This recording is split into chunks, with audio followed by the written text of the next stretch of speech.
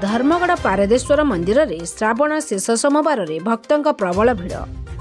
कलाहांडी धर्मगढ़ स्थित द्वितीय बृहत पारदलिंग पारदेश्वर मंदिर रे श्रावणर शेष सोमवार रे प्रभु को दर्शन करी तांकर आशीर्वाद पई शह शह श्रद्धालुंकर समागम देखिबाकू मिलिथिला।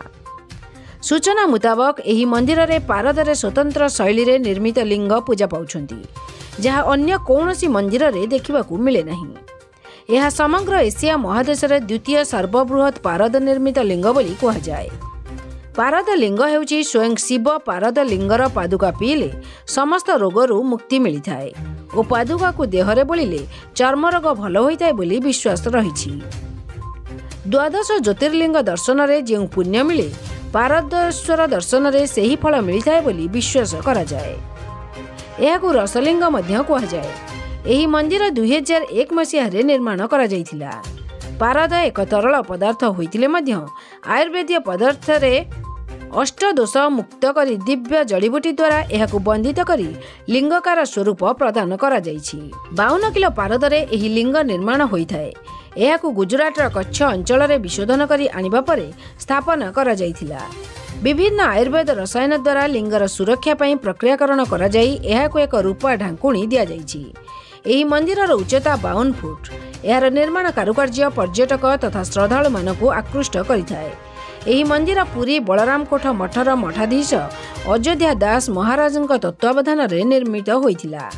एथिरे देवींकर 16 रूपर प्रतिमूर्ति सहित 3 द्वार यथा सिंह द्वार, षंढ द्वार, हाथी द्वार रहिछि। पार्श्वरे मां आंबेଙ୍କ मंदिर रहिछि। तेणु प्रभुଙ୍କ आशीष पई शह शह श्रद्धालुंकर भीड़ लागि रहिथिला। मैं प्रसन्न कुमार अगस्ती, एडवोकेट, धर्मगढ़। आज यहाँ पारदेश्वर मंदिर धर्मगढ़ एठारे पारदेश्वर महाप्रभुंकर महादेव प्रतिमूर्ति स्थापना होकर बहुत भक्तों समावेश होती।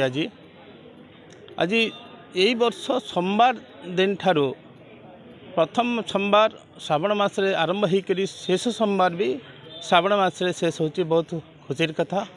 आज पवित्र रक्षाबंधन और आज शेष सोमवार बहुत भक्त निज निजर मनोकामना नहीं आसिक आज तांकर मनोकामना भगवान शिवं पाखे पारदेश्वर पाखे तांकर मनोकामना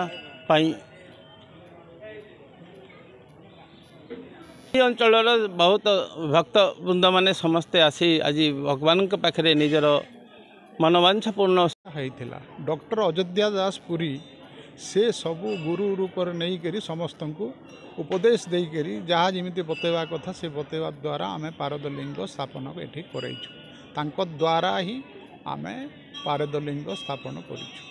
पारदलिंग सर्वश्रेष्ठ लिंग बोली पुराण रे ये रचित अच्छी। पारदलिंग हूँ सर्वश्रेष्ठ बोली जो कहते पुराण वेद शास्त्र सबू जगार किंतु आगरू समस्ते भୟରେ डरिकी किए करू नथिले। जेहेतु डॉक्टर अयोध्या दास आमको बुझेले से कहले ना किसी हेबनी तुम पारदलिंग जदि कर पारदलिंग कर। आम से दिन पारदलिंग करने इच्छुक हेलु। आउर जहाँ बतेले जहाँ आमको शिखेले जहाँ करने कथा कले से सबू दायित्व नेले।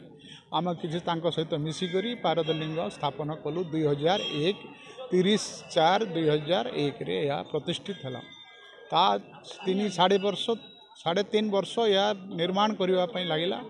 आ पारदलिंग जो स्थापन है ये गुजरात भुज रे लिंगटा स्थापन होता। सेठी जड़े शर्मा फैमिली थिले। आ से जो जन पारदलिंग को सबू निर्माण करी जो दिन से उत्स्थापन कर आणिले से 10 घंटा भितर भूकंप होगला से एरिया रे। और भुज रे आपण मन सुनिथिबे 2001 रे सेठी भूमिकंप होता।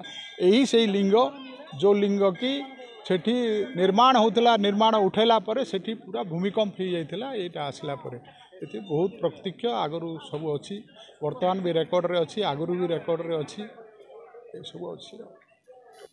मन बोलूँ पारदलिंग गोटे बर्तमान आगरू किए नथिला इंडिया रे भी किए करू नथिले। राजा महाराज किए भी करू नथिले भय रे डर रे किंतु आमको जितेबाला डॉक्टर अयोध्या दास सब विषय बुझेले आम बुझिलु तापर से कहले जे या किछि नुह भगवान प्रेम भाषा शिव ही शिव सत्यम शिवम सुंदर पारदलिंग जदि तुम स्थापन कर पारदलिंग शंभु हे हिसाब रे हेबो आम मन तापर जाग्रत हला आ पारदलिंग करने आम सक्षम भी हेलु काम करूँ। कलाहांडी जिला प्रतिनिधि सुधीर गोपाल रिपोर्ट न्यूज 18+ ओडिया।